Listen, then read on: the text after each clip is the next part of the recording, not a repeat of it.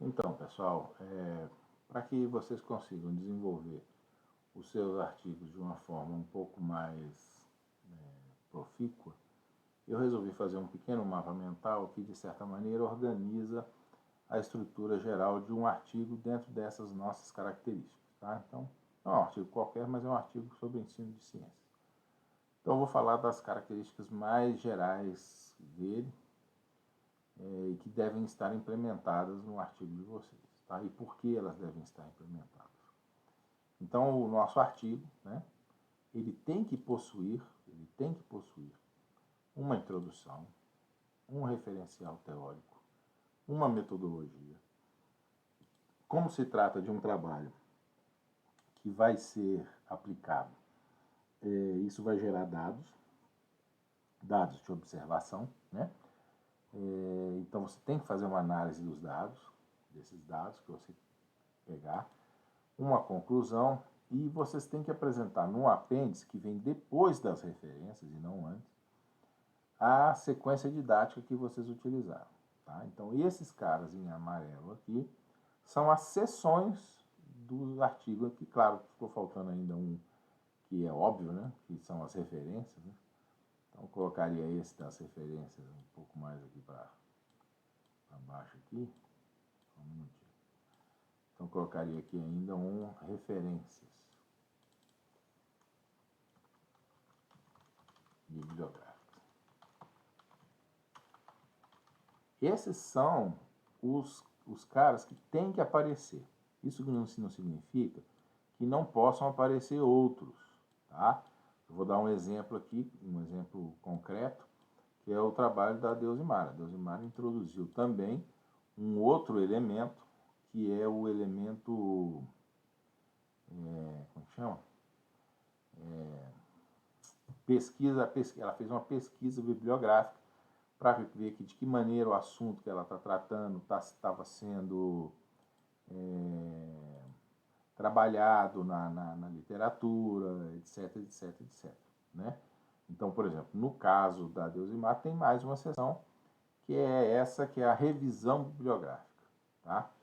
Então, ela fez também uma revisão bibliográfica, mas isso não necessariamente tem que aparecer.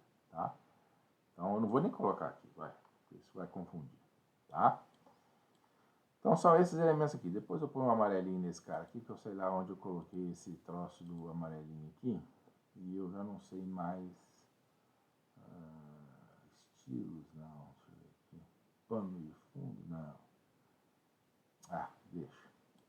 Depois eu vejo aqui como é que eu faço esse troço.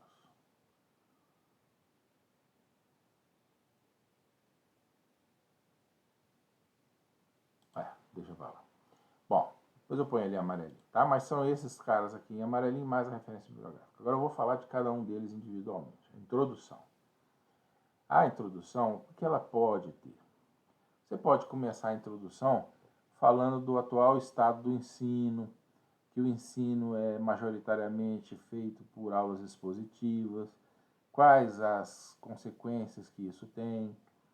Por que você está falando disso? Porque você lá na frente quer introduzir uma nova forma, uma maneira diferente de apresentar, que é a que você vai adotar. Então é uma maneira de justificar o porquê que você vai adotar essa nova metodologia, que é o ensino por investigação. Então, você vê, atualmente, não sei o que, é muito usado o método expositivo, mas ele tem tais e tais consequências que, obviamente, você vai pensar nas ruins, né? E eu vou substituir esse método em parte, porque você também vai fazer uma parte expositiva, tá? Isso é importante, mas em parte com o método investigativo por tais e tais razões. Nesses tais e tais razões tem que estar citado. Isso tem que estar citado, tá? Não é uma coisa da cabeça de vocês. Vocês têm que buscar na literatura esses elementos, tá? Então, ao expor razões, você vai expor as razões e tudo mais. Você vai adotar só o ensino por investigação? Ou você tem um outro referencial teórico? Eu vou adotar o aprendizagem significativo do Ausubel também. Perfeito. Isso aqui não é obrigatório não, tá? Isso é exemplo, tá? Quem não for adotar aprendizagem significativa não adota, vai adotar outra coisa, tá? Bigótica, sei lá, o diabo que quiser.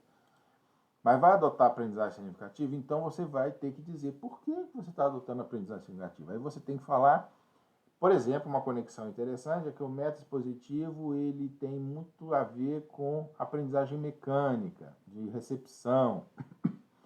Pode, inclusive, falar aí de Paulo Freire, porque o Paulo Freire vai falar da educação bancária. Tem muita coisa que pode ser dita nisso daí.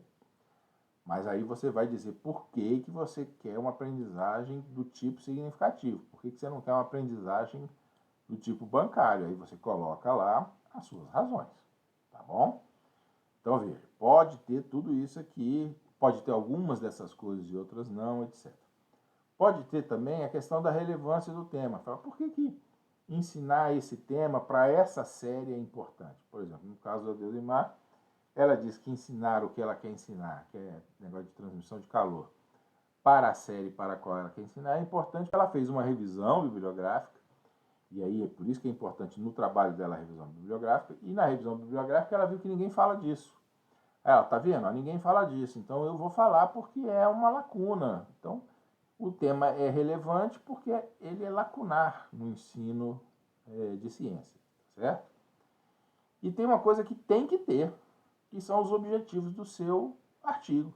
Você quer o que, afinal de contas, com esse artigo? Você quer ensinar, por exemplo, tá? Por exemplo, você quer ensinar de maneira significativa determinado tema usando a metodologia por investigação.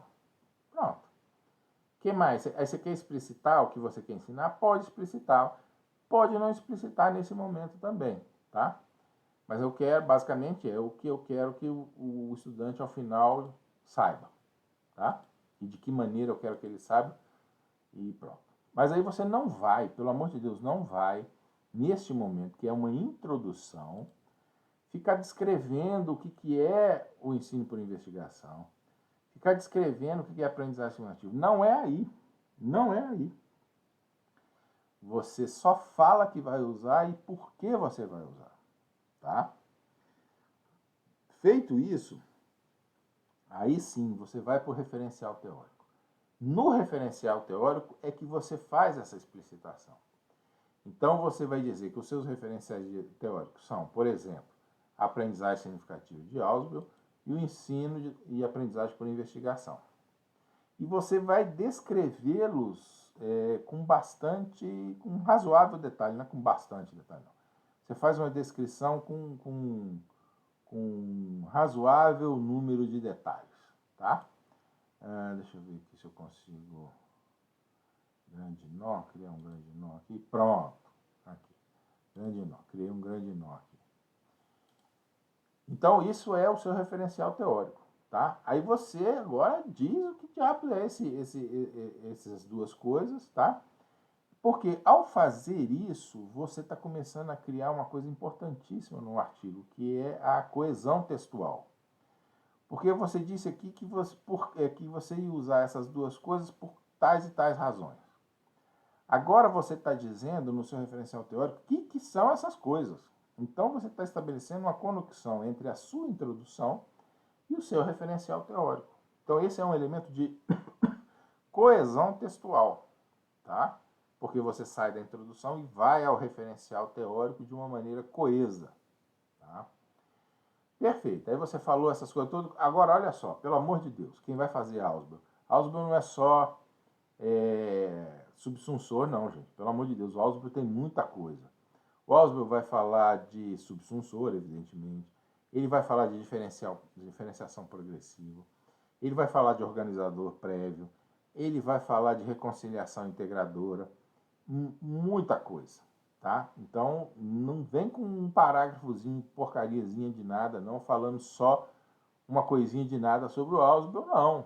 Tem que falar dessas coisas todas, porque senão ele não é referencial teórico seu. Se você vai falar só de subsunsores, não é o Ausubel, não é o único cara que fala de subsunsores. Subsunsores cumprem uma função dentro do discurso do Ausubel. Se essa função não é cumprida, você não vai seguir os elementos associados a essa noção de subsunsores dentro do discurso dele, ele não é um referencial teórico seu, tá bom? Então tem que falar desses elementos. Aí eu vou falar quanto tempo? Você vai falar o que precisar. Aí você vai falar, e isso às vezes não é criado de uma vez por todas, não, tá, gente? Às vezes a introdução, referencial teórico, não é assim, você fala toda a introdução, você faz todo o referencial teórico, você faz toda a metodologia. Não é assim. Às vezes você esquece alguma coisa aqui na introdução, aí depois você volta, mexe na introdução, isso afeta o referencial teórico, você vai lá e mexe o referencial teórico. É dinâmico isso, tá? Bom, fez o referencial teórico, conectou com a introdução, né, já foi a conexão, era a referência que a introdução fazia aos referenciais teóricos. Falou dos referenciais teóricos, fez a conexão. Aí você vai para a metodologia. Mas na metodologia, metodologia não é sequência didática. A metodologia, ela se vincula ao referencial teórico, ela faz a ponte entre o referencial teórico e a sequência didática. Como é que ela faz a ponte? Ela diz o seguinte, de que maneiras, quais são as estratégias que eu vou usar para implementar os referenciais teóricos. Mas são estratégias gerais, eu não vou dizer assim, eu vou fazer um questionário, eu vou fazer uma comunidade de investigação, eu vou usar vídeo. Não, você não vai fazer isso. Você vai dizer, olha, para implementar tais elementos do Ausubel, por exemplo, eu vou fazer levantamento de subsunsor. Por que eu vou fazer levantamento de subsunsor? Porque isso é absolutamente relevante na abordagem do Ausubel. Eu vou também usar de estratégias para fazer diferenciação progressiva. Então, a diferenciação progressiva vai ser feita com os experimentos. Por exemplo, não precisa ser exemplo, tá? A diferenciação progressiva vai ser feita com os experimentos. Pronto, olha só, eu peguei, o que eu fiz aqui? Eu estou adotando tal ferramenta, que é levantamento de subsunsor, questionário, essas coisas todas, mas eu não digo que é questionário, não precisa dizer aqui não. Mas eu estou fazendo essa estratégia porque ela tem a ver com o meu referencial teórico. Vejam que agora eu conectei introdução ao referencial teórico, à metodologia. Tá? Aí, com esses 3 caras prontos aqui, eu, em princípio, tenho condições de fazer a minha sequência didática. A rigor, a sequência didática só deveria ser feita agora. Porque é só agora que eu tenho a clareza dos elementos teóricos que eu vou movimentar para fazer a sequência didática. Você está fazendo a sequência didática em cima do quê? Se você ainda não tem referencial teórico. Tá? Nesse referencial teórico, então, nessa sequência didática, você pega as estratégias gerais da metodologia que estavam aqui e você, então, as concretiza. Aí você vai dizer o seguinte, eu vou levantar subsunsores com um questionário. Aí você bota o questionário lá, com as questões e tudo mais. Tá? Aí você pode, inclusive, dizer, eu vou levantar os subsunsores com um questionário baseado na perspectiva do Ausubel. Não precisa dizer isso, porque isso já está dito aqui. Você só diz que você vai fazer isso com um questionário. Tá? Você diz que vai, por exemplo, fazer um experimento para realizar a diferenciação progressiva. Então está conectando esse troço geral aqui com uma coisa específica, que é fazer a diferenciação progressiva com experimento. Eu vou criar uma comunidade de investigação para implementar as discussões que, por sua vez, vão servir como organizadores avançados ou organizadores prévios, que tem a ver com a aprendizagem negativa. Ou para poder introduzir aqueles levantamentos de hipótese, coletivos e tudo mais, para implementar um método investigativo. Também pode. Eu vou fazer uma sistematização do meu texto a posteriori, depois que eu fiz os experimentos. Por que depois? Porque o método é investigativo. E essa sistematização ela pode ser feita expositivamente? Pode, porque o método investigativo já está garantido na maneira como você organizou a sua sequência didática. Isso tem que estar dito lá na metodologia, que você também vai usar o método expositivo para fazer, por exemplo, a sistematização, caso essa seja a sua ideia. Tá?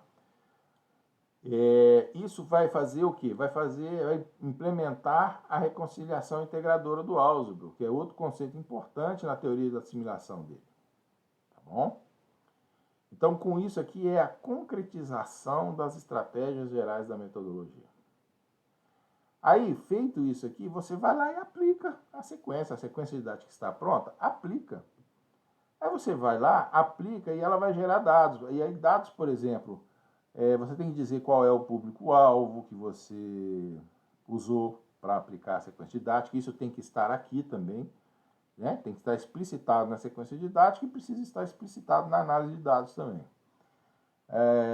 Qual foi o público-alvo, que é série, etc. Você pode também colocar dados do tipo número de alunos do sexo masculino, do feminino. Você tem que dizer na análise de dados basicamente o que aconteceu com a aplicação. Durante a aplicação aconteceu o quê?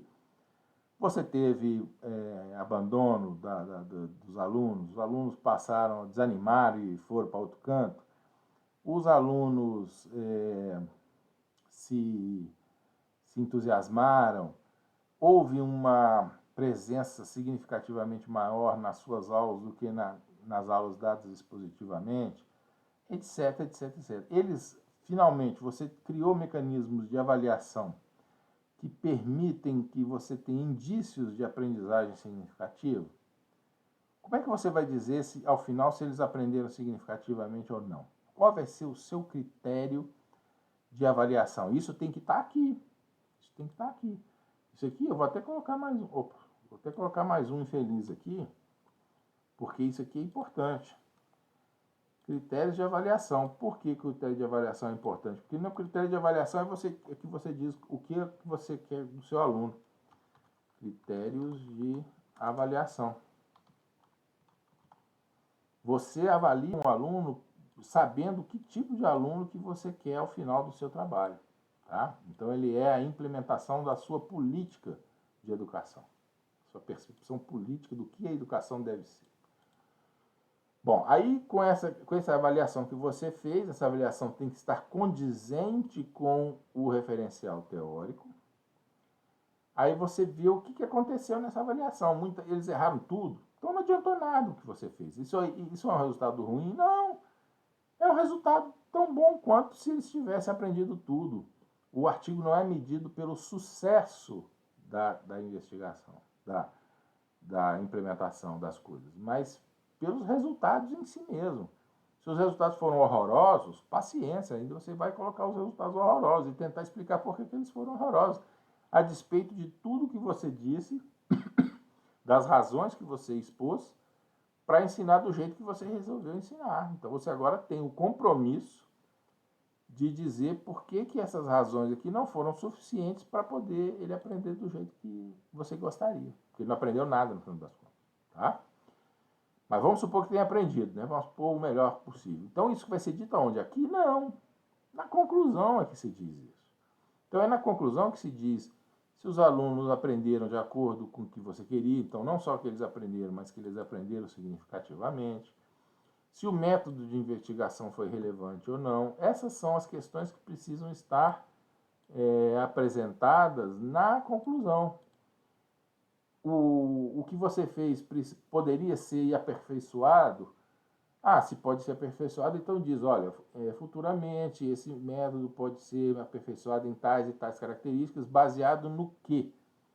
Então vamos colocar aqui, aperfeiçoamento. Possíveis aperfeiçoamentos, né? Possíveis